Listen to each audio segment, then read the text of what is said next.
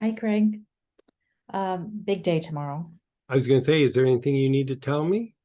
Not yet, but I Ah, I I had my know. fingers crossed too. Well, after What I a spoke with jip. you on Friday, that person wanted to talk to me again, which is tomorrow. Okay, good. And he's the manager of the person that's hiring. So Will you I'm tell him gonna I said tell, chop chop? Like, come on, get going. Come on, chop I'm chop. wondering if you could help me tell them chop chop. Yeah. Give me their phone number. I'll make a phone call. I love it.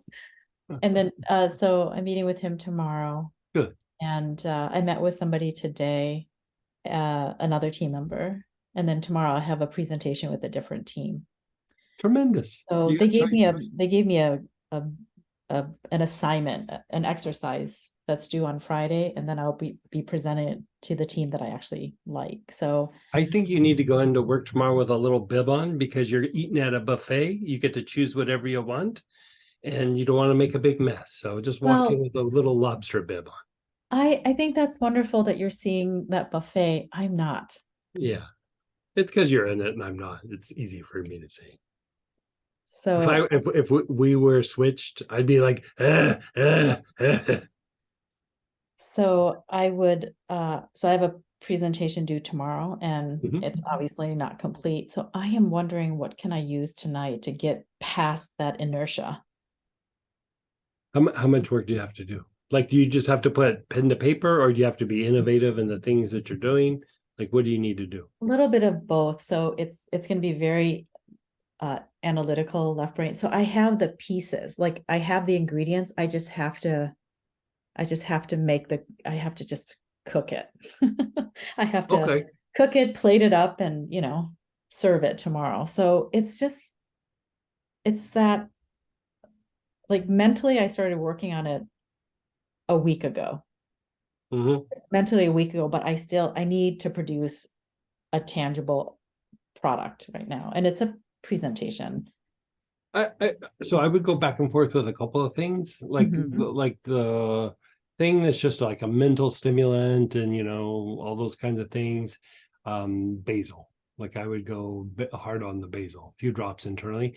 But like if we want to get like fancy and do a little mystical, esoteric thing, and get those creative juices flowing, some form of aloes, like inhale it, put a few drops on your wrist, drop on the heart. White oud, okay? Or Yeah, white oud, aloes attar, any form of aloes, aloe C, any of that. okay. Yeah, if you don't have that, like maybe sandalwood, but aloes would be a better choice. I have white oud and I think Yeah, I might have aloes from class. No, I definitely have yeah, white oud, so I can yeah. pull that. Fire up that white oud. Yeah, And then basil, 2 drops in water. two or three, maybe four. Maybe Yep. if you got a little heavy-handed with the bottle and you went, oh, whoops, there's four. Oh, what am I gonna do? I can't waste it. And you drink it, it'll be okay. Okay, that sounds good. I feel like it's going to be kind of like an all-nighter, but I do this to myself. When the stakes are high, I like to Well, do I, this to I I myself. would say that sometimes sometimes we do best when we have that hard deadline, because we have to make tough decisions, where when you have like 3 weeks, you're like, well, what about this, what about that? And that moment where you have like, okay, I have 12 hours, you got to make it work. And you'll notice your decision making is very different in that time frame versus 2 weeks prior. And you know, I would say recognize your skill sets that happen when you're under a deadline. You have 12 hours and you got to make it happen. Um, and then try, they're in you. So you try to engage them, um, 2 weeks out. And so, like, for example, there was this one person that she was very smart, but she would get close to the deadline, and some people are really good with the deadline. it might be uncomfortable and you don't like it, and you're like, I don't have enough time or energy or whatever, but you still make it work, right? You still hit the deadline. She was not one of those people. And so, we talked about like how to go through and like, have her align herself at the time. But what I started doing is like, okay, so your boss is giving you the deadline of August 25th, but really your deadline is August 18th. Like I would make her always scoot up the deadline so that when she fell apart, she still had time. And I was like, there's no like, well, I still have an extra week, this doesn't matter. I was like, it's the deadline, you have to make that deadline. You treat it like you're underwater, and that's oxygen, like that deadline. And over a period of time, she could get to that skill set. I don't think you have that issue. I just think that it's a little bit uncomfortable when you get close, but I can't tell you how many times I've rewritten a booklet and shot it to Letty, Friday afternoon or Oh, Friday yeah. night, going, okay, we're making all these changes. This is the seventh one. I swear, this is the last one. I won't do it again. I'm It happens constantly all the tweaking time. like that too. And but that kind of like I'm calling it a conflict, but it's just whatever you want to call it. That conflict is tied to the creative process. The creative process isn't just pulling something out of ethers. You're taking two things that are opposing each other, or there's some sort of conflict, and you're like, how do I make this work? And then you present it, right? And so conflict and then having the deadline and feeling uncomfortable is part of the creative process. So I would say it's always good when we can make friends with it, but it's like it's not something to be avoided. It's something like it's time for me to do that thing. And so that idea of even like the fake deadline, it's like, let's induce the conflict so you still have a safety net. But I would imagine for you, it's uncomfortable, but you've consistently done it over a period of time. And um even if you gave yourself the fake deadline and say it was like 3 days before, you'll still think about it until it's turned in. You know what I mean? That's Yes, I the do. nature of when you're refining in your problem solving. You keep thinking about it, like it's good, like how we were talking about the elbow, like focus on it and then let go, and then focus on it and then go, I just really have to let go. But here you're on a deadline, you're going to have to just hit the deadline. but Yeah. but that conflict, you know I can remember when I was young and I'd be doing something really hard and I was like, this is horrible, I hate this, I don't ever want to do it again, being in the middle of whatever it was. I can't, I chose this, I pay good money for all the tools and everything to do all these things. I'm never going to do it again. When I get back, I'm selling everything. And then we'd be done. I'd walk over to our friend. They'd be like, how'd you do it? I was like, that was the most fun I ever had. That was amazing. But in the middle of it, it was not comfortable. But that's the nature of the creative process. It can suck and be amazing, and both can exist and both can be there.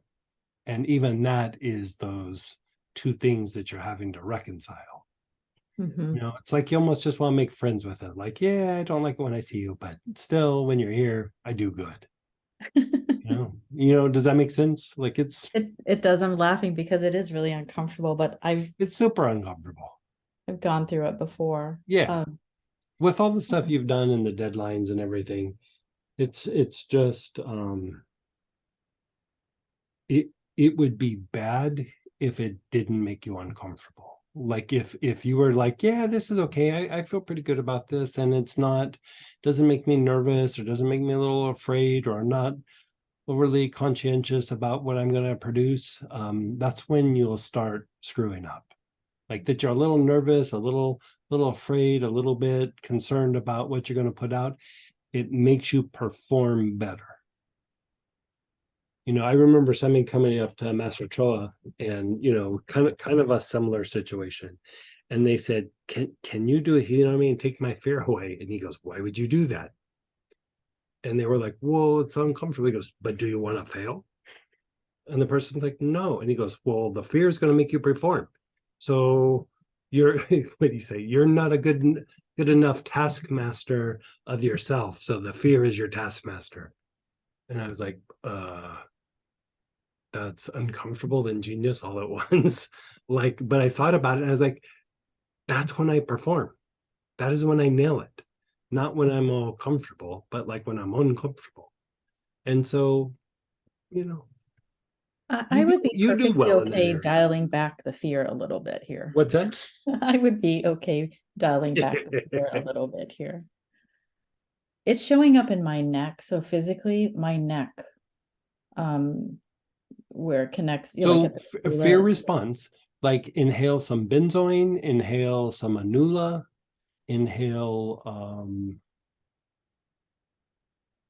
maybe even a little cistus just to reduce the fear, and then just try to focus on what you're doing.